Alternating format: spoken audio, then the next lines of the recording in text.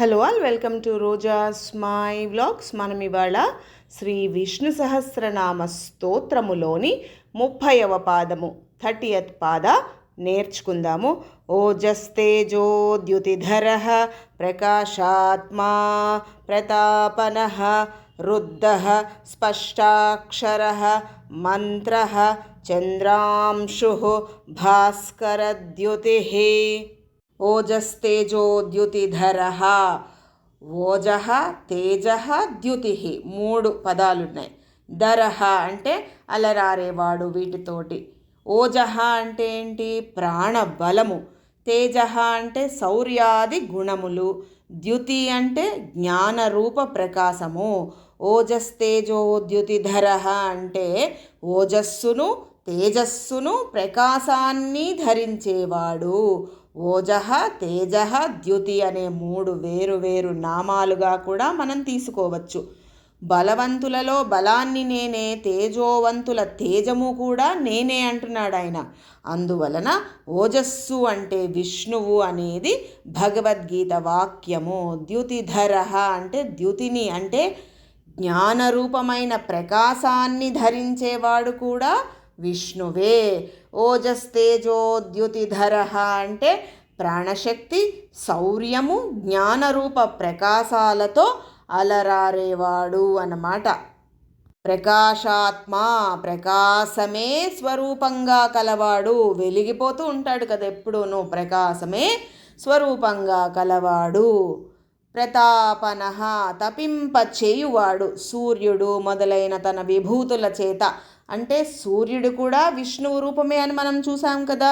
అటువంటి సూర్యుడు మొదలైన తన విభూతుల చేత విశ్వానికి వేడిమిని ఇచ్చేవాడు. ప్రతాపనః అంటే రుద్ధః సద్గుణ సంపన్నుడు. ధర్మ, జ్ఞాన, వైరాగ్యాది ఉత్తమ లక్షణాలు సమృద్ధిగా చాలా ఎక్కువగా ఉన్న సద్గుణ సంపన్నుడు రుద్ధః అంటే అన్నమాట. స్పష్టాక్షరః. స్పష్టత అంటే ఏంటి? క్లారిటీ కదా. అక్షరాలు. అక్షర పరబ్రహ్మమైన ఓంకారముచే స్పష్టంగా నిర్వచించబడ్డవాడు. స్పష్టమైన ఉదాత్త శృతిలో వినిపించేటటువంటి ఓంకారము నుండే అన్ని అక్షర శబ్దాలు ఉద్భవించాయి. ఆ ఓంకారమే స్వస్వరూపముగా గలవాడు కాబట్టి స్పష్టాక్షరః అని అంటారన్నమాట. మంత్రః మంత్రములే తన స్వరూపమై ఉన్నవాడుట. రుక్, సామ, యజుర్ లాంటి వేద మంత్రాలుగా వెలసినవాడు, లేక ఆయా దివ్య మంత్రాల చేత తెలుపబడువాడు ఎవరు? విష్ణువు. కాబట్టి ఆయన మంత్రః అని అంటారన్నమాట ఆయన్ని. చంద్రాంశుః చంద్రకిరణాలలాగా చాలా ఆహ్లాదకరమైన వాడు. చంద్రస్యాంశుః అంటే చంద్రుని కిరణం.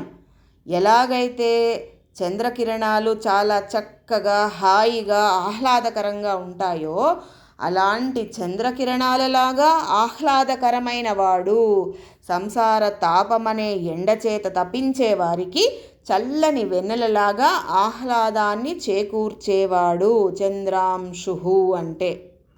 భాస్కరద్యుతిః సూర్యప్రకాశ సముడు. సూర్యుడు ఎంత ప్రకాశాన్నైతే ఇస్తాడో అంతటి ప్రకాశాన్ని ఇస్తాడు విష్ణువు. ప్రకాశింపజేయడంలో భాస్కరుని ద్యుతితో, భాస్కరుని ద్యుతి అంటే సూర్యప్రకాశంతో సమమైన కాంతి కలిగిన వాడగుటచే విష్ణువుని భాస్కర ద్యుతి అని వ్యవహరిస్తారన్నమాట. పాదం మొత్తము చదువుదాము. ఓజస్తేజోద్యుతిధరః ప్రకాశాత్మా ప్రతాపనః రుద్ధః స్పష్టాక్షరో మంత్రశ్చంద్రాంశు భాస్కరద్యుతిః. ఈ పాదాన్ని పుష్యమి నక్షత్రము 2వ పాదంలో పుట్టిన వారు రోజు చదువుకుంటే చాలా మంచిది. రేపు 31వ పాదము నేర్చుకుందాము. Thank you for watching.